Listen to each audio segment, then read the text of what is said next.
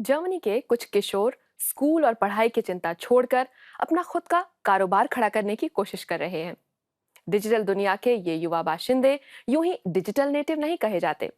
Computer के साथ अपना ज्यादातर समय बिताने वाले ऐसे कई टीनेजर्स की सोच और आइडियाज अक्सर डिजिटल दुनिया से ही जुड़े होते हैं।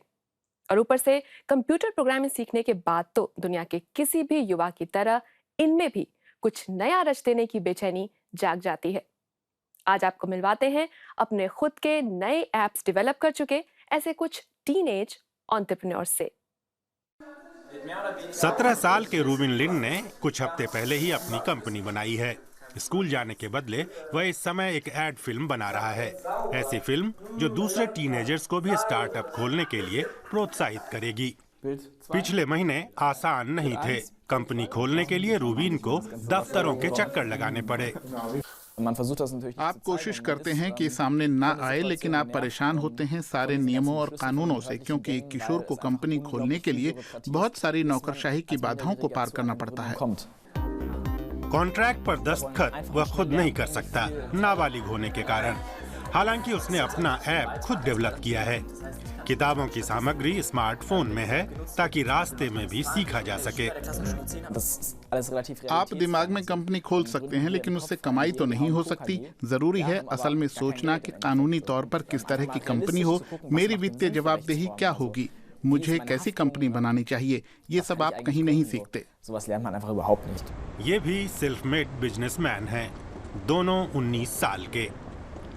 गैरनॉट जुमरमन ने अपना वर्कशॉप सजाया है। वह मैकेनिकल इंजीनियरिंग की पढ़ाई कर रहा है। उसका रिहैब दस्ताना एक वर्चुअल रियलिटी ऐनक के साथ जुड़ा हुआ है। आइडिया ये है कि हाथ की फिजियोथेरेपी वीडियो गेम्स की मदद से हो। ये आइडिया 15 साल की उम्र से ही था। अब जाकर उसने अपनी कंपनी बनाई है, लेकिन कॉलेज के लिए समय ही नहीं। ऐसा प्रोजेक्ट 24 घंटे का काम है, क्योंकि आप हमेशा उसके बारे में सोचते रहते हैं। आप ये सोचते रहते हैं कि गलती कैसे ठीक करूं, इसे कैसे बेहतर बनाऊं। गैरनॉट जुमरमन को एक स्टार्टअप फाउंड्री में जगह मिल गई है। 15,000 यूरो का निवेश करके बिजनेस ट्रेनिंग और प्राइवेट कोचिंग। तकनीक तैयार है, इन्वेस्टर फोन करने लगे हैं, लेकिन बाजार में पैर जमाना आसान नहीं। किशोरों पर लोग तुरंत भरोसा नहीं करते, जैसे व्यापार मेलों में। जब मैंने अपना प्रोजेक्ट प्रेजेंट किया तो एक प्रोफेसर ने उसमें दिलचस्पी दिखाई। शुरू में उन्होंने पूछा कि ऐसा एक प्रोजेक्ट है क्या, कौन करता है ये सब। तब ये बात बाहर आई कि मैं उसका डेवलपर हूँ। नीदरलैंड्स की एक छोटी की कंसल्टेंसी कंपनी उसकी मदद कर रही है। हेल्थ सेक्टर बहुत ही मुश्किल है, चाहे बीमा कंपनी हो या मरीजों का संगठन हो, कोई अचंभा नहीं चाहता। गैरनॉट और उसके हमउम्र कर्मचारी अनुभवी पार्टनर खोजने की कोशिश कर रहे हैं। युवा होने की ताकत यह है कि आप संभावनाओं के बारे में सोचते हैं और आप अपने आविष्कार के बारे में उत्साही और जुनूनी होते हैं। आपको ऐसे लोगों की जरूरत होती है जो सवाल पूछें और आपको गड्ढे में गिरने से बचाएं। 17 साल के रूबिन ने कार्नेलसन पब्लिशिंग हाउस के एक प्रतिनिधि को बुलाया है।